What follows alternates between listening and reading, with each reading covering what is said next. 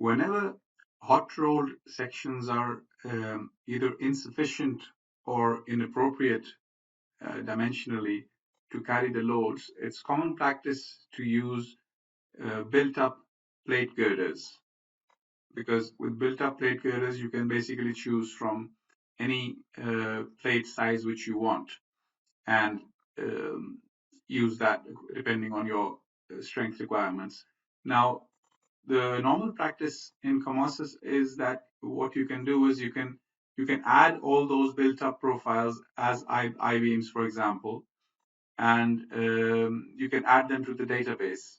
So, for example, right now we have this entire family called the YP family, which is basically all plate girders. So very wide flange, 370 millimeters, and you can give them different names.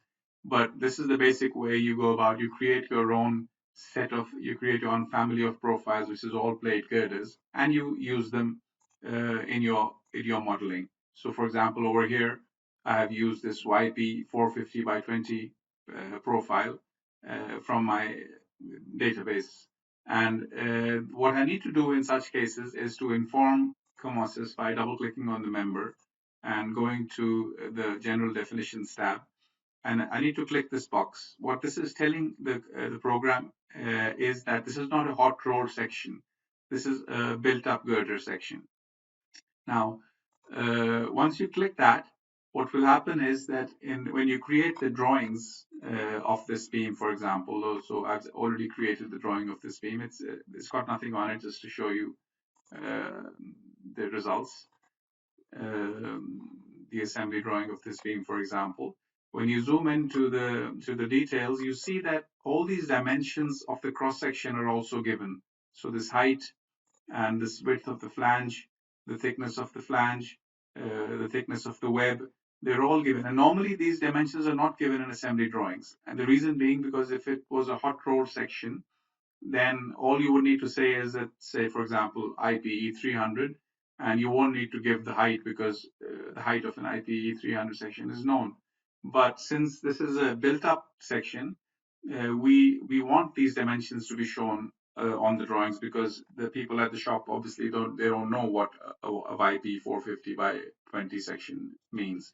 And then you can proceed with your detailing and your creation of drawings. And in the material list also, it will come out as whatever name the built up section has been given.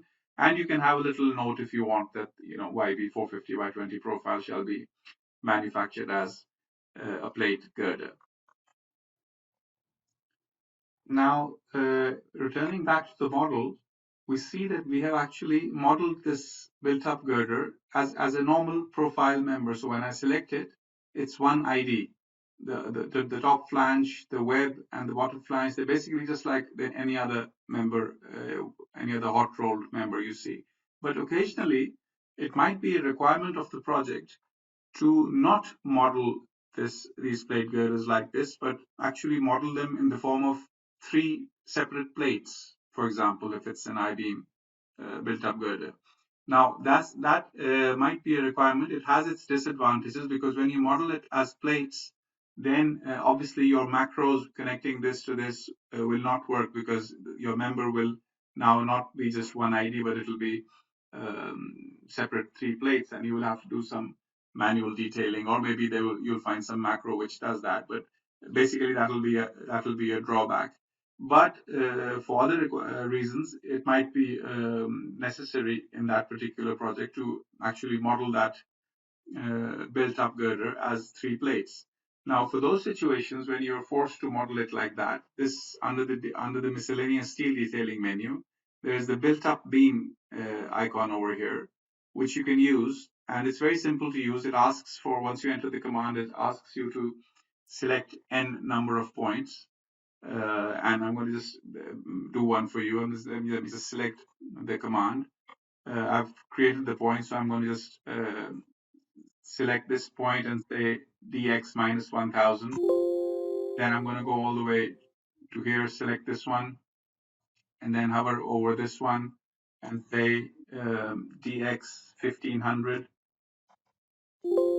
And then select this one, and then select this one and say dx minus 1000 again, right? And then right click to finish my selection. And when I do that, immediately this profile, this polybeam type of a profile is created.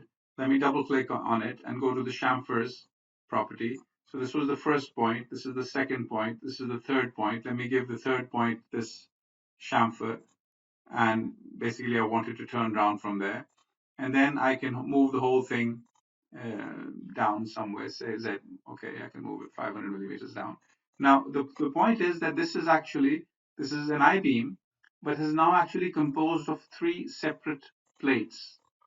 I can use this I-beam for my detailing purposes, but the point is that just like this one was a single ID, which you can just enter like a normal frame, but this one is actually modeled by using plates.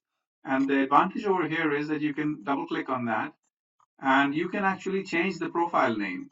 So you can go to your profile library, and you can choose a different. So you can choose a different profile. So if I want, I can choose this built-up section member over there, and that particular profile will then, these plates will be modeled in such a way that they reflect the size of that built-up member.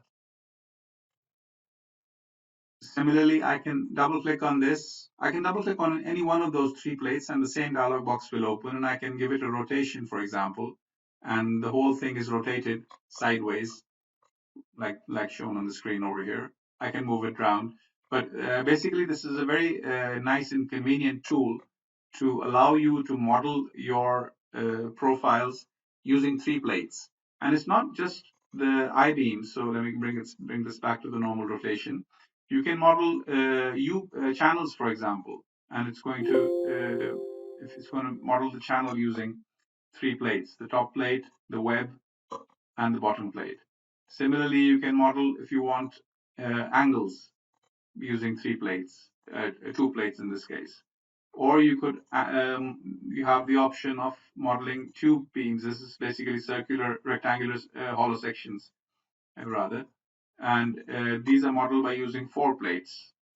And once again, like I said, you can go and choose any particular profile from the database, the name, and what COMOSYS will do is it will use those the height and the flange width and the web thickness and the flange thickness parameters given in the database to actually create the profile from the database. You can modify the chamfer parameters, like I just showed you. These are all normal. You can have your macro presets for typical sizes which you use repeatedly.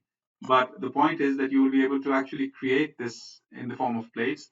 And the advantage which you will get is that in the materials, in the material lists, so if I were to go back to my drawing, which we just saw previously, this material list, in the material list, that profile was came as a single profile. But if you actually model that thing by three plates, then those three plates will appear as separate plates in the material list. So that is the advantage which you might get in some shop floors. Some manufacturers might want you to detail that as three separate plates. But like I said, the more common practice in the industry is to just model it as a profile and just have this little note, and then just ensure that the dimensions of the profile are given in the drawings, so that the people at the shop can actually manufacture it. But like I said, this command which we just talked about is basically for cases when you actually want to model it as three separate plates, and those situations might arise, and in those cases you can just use this very conveniently.